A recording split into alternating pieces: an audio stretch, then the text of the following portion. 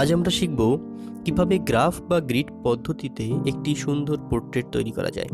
প্রথমে আমি একটি ছবি নিয়ে নিচ্ছি। আপনারা যে কোনো ছবি নিতে পারেন, যে কোনো র্যান্ডম ছবি। এবার আমরা স্কেল দিয়ে প্রতি 1 সেন্টিমিটার অন্তর চারিপাশ বরাবর 1 সেন্টিমিটার অন্তর দাগ কেটে নিচ্ছি। এরকমভাবে বিপরীত দিকেও দাগ কেটে নিতে হবে। ঠিক একই রকমভাবে ওপর নিচে দাগ কেটে নিতে হবে।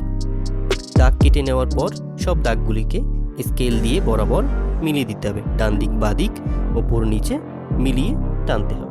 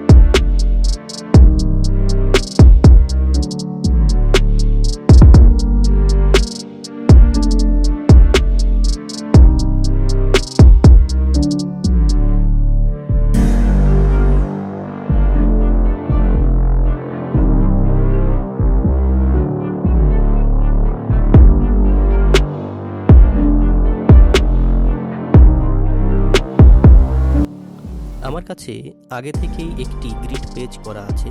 আপনারাও এটা যদি আগে থেকে করে রাখেন খুব ভালো হবে। 1 সেন্টিমিটার অন্তর একটি A3 পেজে আমি গ্রিড করে রেখেছি। যখনই আমি কোনো নতুন পোর্ট্রেট করি তার নিচে আমি এই পেজটা রেখে দিয়ে ওপর থেকে করে নিই।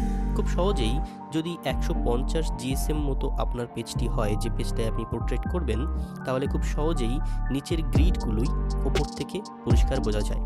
আপনি সেভাবেই দেখে দেখে সহজেই আউটলাইন ড্রয়িং করতে পারবেন।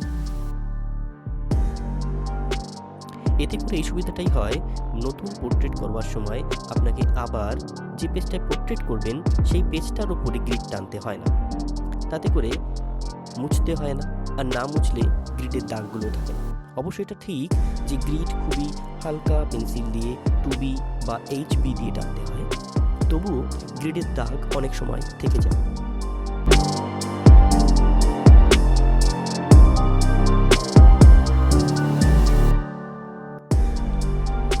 যে পেজটিতে আমি পোর্ট্রেট ড্রয়িং করব সেই পেজটিরও আমি ওপরে এবং ডান দিকে 1, 2, 3 করে লিখে নিচ্ছি, যাতে আমার গ্রাফ দেখে পোর্ট্রেট ড্রয়িং করতে বা আউটলাইন ড্রয়িং করতে সুবিধা হয়।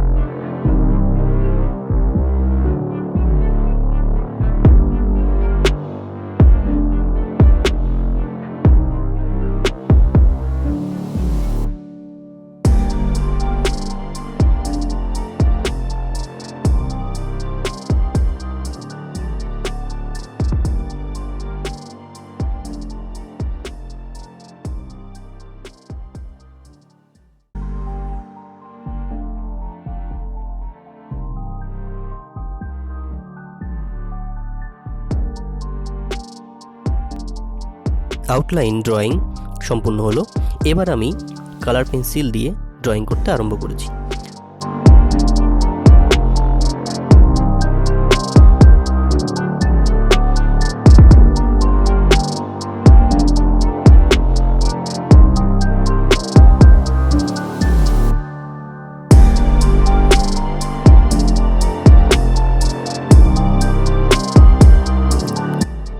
সম্পূর্ণ ভিডিওটি আমি কিছুদিনের মধ্যেই আপলোড করব।